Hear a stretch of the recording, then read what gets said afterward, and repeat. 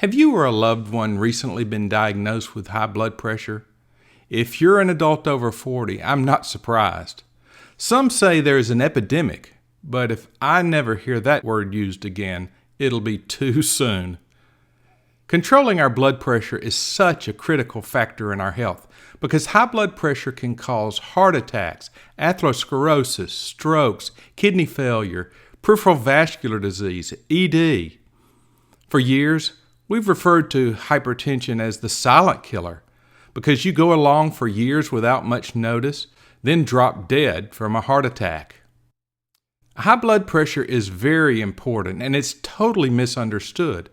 When patients come see me for high blood pressure, probably 95% of them have what we call essential hypertension. A very small may have what's called secondary hypertension, which is hypertension due to causes like kidney disease or adrenal tumors or heart valve problems or sleep apnea. But with the vast majority, doctors usually tell people, and I was taught this back in medical school, you just have high blood pressure. It's due to aging or your genes or smoking or your weight. Well, over the years, I've realized there's nothing essential about high blood pressure. You see, in medicine, the term essential means that there's no known cause or external stimulus. Idiopathic, in other words. Idiopathic means any disease or condition that we don't know the cause or it occurs spontaneously. But that isn't true about hypertension. We do know the cause. But because most doctors are too busy and need to move on to the next patient, and their friend, the pharmaceutical rep, just told them about the latest and greatest blood pressure pill. So they take out a prescription pad and write you a pill, usually once a day. And they say, start checking your blood pressure at home. Come back and see me in a month. But there is a better way. If a person takes it to heart, many patients actually reverse their high blood pressure, and they don't need to see a doctor every 3 months or every 6 months for the rest of their lives. They don't end up with congestive heart failure or heart disease or strokes. So what's the secret? Well, simply this. The number one cause of high blood pressure is metabolic syndrome. If you reverse metabolic syndrome, your high blood pressure goes away. Well, what is metabolic syndrome? Metabolic syndrome is a cluster of at least 3 of the following: abdominal obesity, high blood pressure, low HDL, high triglycerides, or a body mass index over 25. And if you look around or look in the mirror, you probably see it. In the U.S., more than 50% of our population is obese. Obesity is a symptom of metabolic disease. Not all overweight obese patients have metabolic syndrome, but 80% do. Now, there are people with metabolic syndrome who are not overweight, about 20%. They just have at least 3 of the other criteria. And we call them TOFIs, thin on the outside but fat on the inside.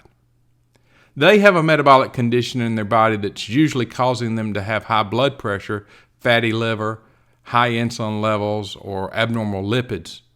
So you might ask, am I overweight because I have metabolic syndrome, or do I have metabolic syndrome because I'm overweight? Well, I'll answer it this way. Obesity is caused by high insulin levels. Insulin is the fat storage hormone. So why do patients with metabolic syndrome get high blood pressure also? Well, what's happening is that the insulin paralyzes the arteries and arterioles so they don't appropriately vasodilate when they need to. And we have high insulin levels due to a condition called insulin resistance, which is part of metabolic syndrome. And the problem with your metabolism is you get high blood pressure. I know it sounds like I'm talking in circles, so here's the key. We reverse metabolic syndrome, diet, exercise, and weight loss, and changing to non-processed, non-refined foods, nothing artificial. Doctors all over are finding that the metabolic condition gets better. It doesn't have to be a lot of exercising even. A moderate amount is helpful. Blood pressure gets better and the weight automatically comes down. When the weight comes down, it's not because of the caloric restriction or being miserable and starving yourself. It's because the metabolic syndrome and the high insulin levels and all the other hormonal imbalances are getting better. And when your insulin level comes down, your weight comes down too. Losing weight is not all about calories. The calorie theory is totally debunked. It's not the calories in, calories out.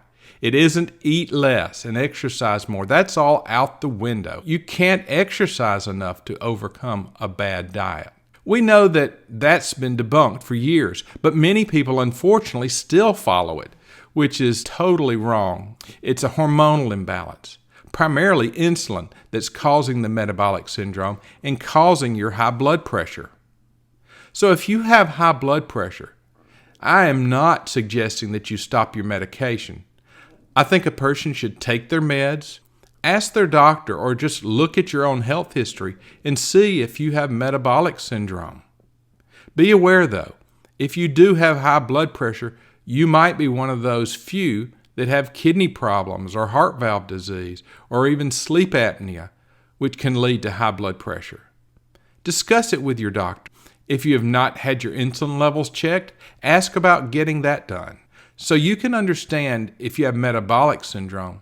If you have it, what I tell my patients is that they are on the road or the highway, and if they keep on the way they're going, even with medication, they're likely to have disease progression that go along with metabolic syndrome. Diabetes, heart disease, vascular disease, and on and on. It's through diet. Mostly it's through diet and lifestyle changes. Metformin might help some early on, but I do not recommend that new $1,500 a month shot. I don't know of anyone who can or should stay on that long term with the costs and possible side effects. That shot will be just like having bariatric surgery. You could have adverse effects from the treatment, but still probably help for a while. But if you've not made lifestyle changes, you'll end up back where you started sooner or later. So it's eating non-processed foods, non-refined products, no artificial foods, processed foods, and eating whole, fresh foods. And that means no sugar, limited flour, limited carbs. I also recommend doing intermittent fasting and time-restricted eating to my patients because that restores insulin sensitivity. There are plenty of great videos on YouTube now on reversing diabetes and obesity by doing intermittent fasting and carb restriction. I recommend you check those out, especially the ones by Dr. Jason Fung. So the natural way to lower your blood pressure is to lower your insulin level and improve your insulin sensitivity. When normal insulin sensitivity is restored, your insulin levels come down. And when your insulin comes down, your blood pressure gets better. And when you quit eating all the junk in the typical Western diet, your triglycerides drop and your HDL goes up. I never said it was going to be easy, but it is 100% the best way to restore and maintain your weight. I hope you found this useful. The diagnosis of metabolic syndrome and high blood pressure is just the beginning. The worst thing you could do is say, oh, it's no big deal. And within 5 years, you have a heart attack or a stroke or heart failure. Don't be that person. Take your health into your own hands and get control of it. Don't depend on big pharma to keep pumping out pills for the rest of your life.